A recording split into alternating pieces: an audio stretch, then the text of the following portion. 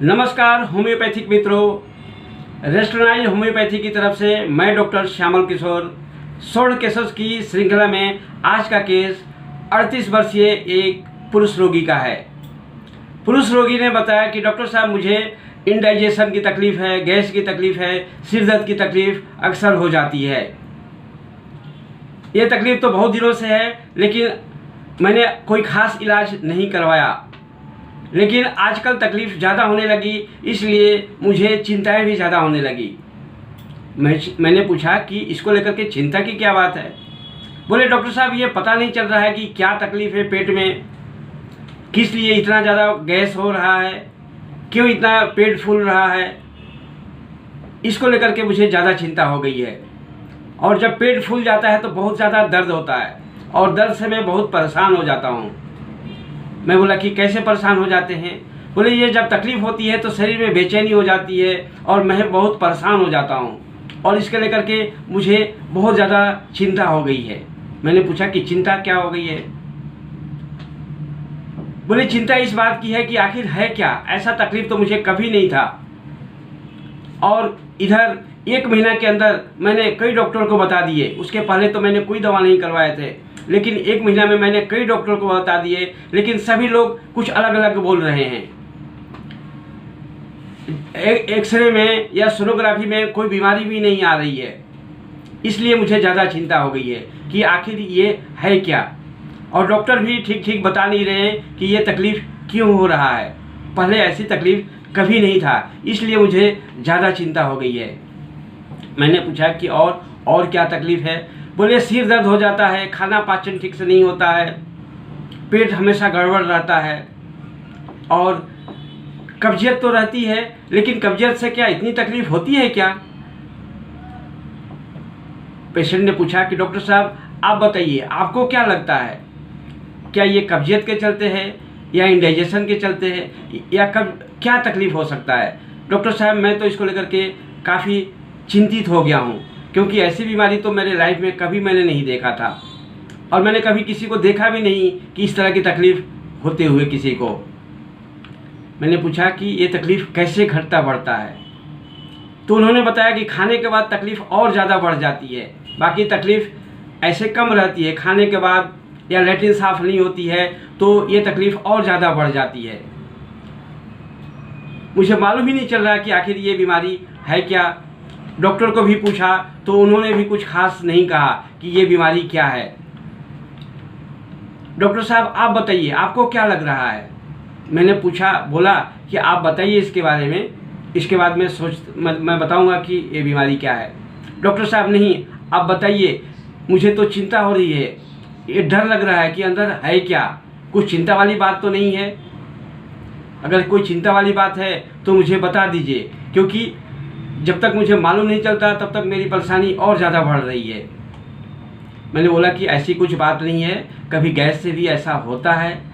उन्होंने बोला कि गैस जब तकलीफ़ ज़्यादा होती है तो मुझे घबराहट भी होने लगती है और वो घबराहट होती है तो मुझे गलत विचार आते हैं, पता नहीं क्या हो जाएगा, ठीक होगा कि नहीं ठीक होगा। डॉक्टर साहब आप कुछ उपाय कीजिए, आप कुछ उपाय कीजिए जिससे कि मैं ठीक हो जाऊं, क्योंकि मैं बहुत परेशान हूं और इस परेशानी को लेकर के मुझे कुछ समझ में नहीं आ रहा है। इसलिए आप ऐसी कोई दवा दीजिए कि मैं बिल्कुल ठीक हो जाऊं। मैं बोला कि सबसे ज़्यादा तकलीफ़ कब होती है आपको। उन्होंने बोला कि जब खाना खा लेते हैं तो हमारे शरीर में और ज़्यादा गैस, कब्जियत और घबराहट ज़्यादा होने लगती है, और जब घबराहट होती है तो चिंताएं ज़्यादा होने लगती है। मैं बोला कि क्या चिंता होती है। बोले मरने का डर लगता है और घबराहट ज़्यादा बढ़ने लगती है। और एक बार मुझे मालूम चल जाता कि ये बीमारी क्या है तो थोड़ी चिंता दूर हो जाती, लेकिन कोई कुछ कह नहीं रहा है। सभी डॉक्टर बोलते हैं कि गैस है, लेकिन क्या गैस से इतना ज़्यादा दर्द होता है, इतना पेट फूल जाता है। मुझे तो और कोई बीमारी की शंका लग रही है, और आप बता दें कि क्या है तो मुझे थोड़ी सी तसल्ली मिलती, क्योंकि इस तरह की तकलीफ़ पहले कभी नहीं हुआ था, अभी सिर्फ 1 महीने से ये तकलीफ़ है। मैं बोला नींद कैसी है। बोले नींद तो अच्छी है, नींद सो लेता हूँ। मैंने पूछा सपने कैसे हैं। बोले सपने भी कुछ खास नहीं आते हैं, कभी आता है कभी नहीं आता। मैंने और सारे केस टेकिंग किया और केस ट्रेकिंग में सबसे महत्वपूर्ण जो बार बार वो दिखाई दे रहा था, उनका चिंता, उनका डर। तो यहाँ इस केस में आपको दवा बतानी है, और दवा बताने के लिए सबसे हमने आसान तरीका जो ढूंढ निकाला है वो है कि आप रोगी के इन अभिव्यक्तियों को रूब्रिक्स में कन्वर्ट कर दीजिए।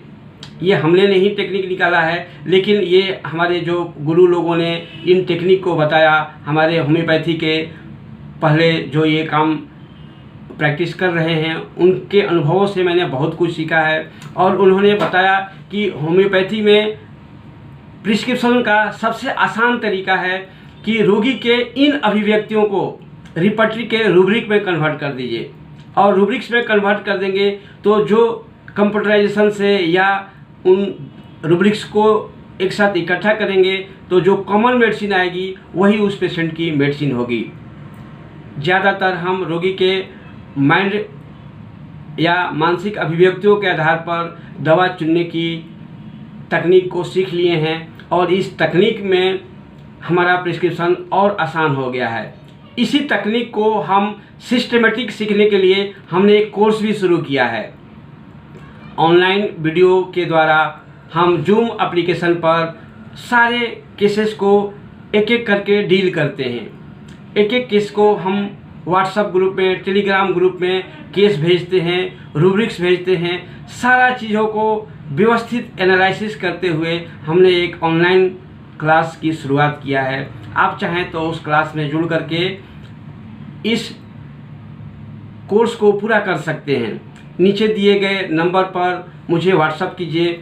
मैं इस क्लास की पूरी रूपरेखा आपको बताऊंगा कि कैसे सुबह से शाम तक हम टेलीग्राम पर स्टडी करते हैं, और ये सारा चीज़ आपके मोबाइल में रिकॉर्डेड रहेगा। जब चाहें रूब्रिक की व्याख्या, जब चाहें केस की व्याख्या आप देख सकते हैं। और साथ ही साथ हम जूम पर ये ऑनलाइन क्लास भी हमारा चलता रहेगा, जिसमें हम आपके आमने सामने रहेंगे, और कुछ भी प्रश्न करना हो आप मुझे सामने करेंगे, मैं उसका रिप्लाई भी करूंगा। तो चलिए आइए देखते हैं कि इस केस में हमने सही दवा तक कैसे पहुंचा।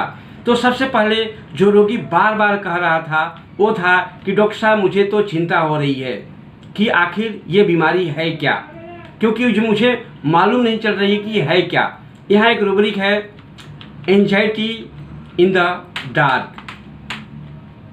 क्या है? एंजाइटी इन डार्क मतलब अंधेरा है, बीमारी पता नहीं चल रही है कि क्या है। न डॉक्टर को मालूम चल रही है, न रोगी को मालूम चल रही है। एक यहाँ रूब्रिक है, delusion in the dark. Delusion in the dark मतलब उसे लगता है कि वो अंधेरे में है और इसलिए उसे चिंता होती है। एंजाइटी इन डार्क, ऐसी बीमारी उसने कभी देखा नहीं था, न किसी को देखा था, न सुना था, न उसके लाइफ में कभी हुआ था। यहाँ पर है एक rubric, anxiety in the presence of strangers. यह स्ट्रेंजर्स क्या है? बिल्कुल अजूबा है, विचित्र है। ऐसी बीमारी तो कभी उसने देखा नहीं था, और ऐसे तरह के बीमारी जो अनजान सी है उसके लिए उसको देख करके उसे चिंता हो रही है, डर हो रहा है। Anxiety in the presence of stranger, anxiety in the dark और डिल्यूजन इन द डार्क। इस तरह उसने बोला कि डॉक्टर साहब इस बीमारी से मैं बहुत परेशान हूँ, ऐसी कोई दवा दीजिए कि मैं ठीक हो जाऊँ। ये क्या है? ये है कैरी डिजायर टू बी। ये कैरी डिजायर क्या है? मुझे बीमारी की अवस्था से स्वस्थ की अवस्था में ले चलिए, डिजायर टू बी कैरीड। और उसने बताया कि हमारा खाना खाने के बाद हमारी सब तकलीफ़ें बढ़ जाती है, एंजाइटी ईटिंग आफ्टर।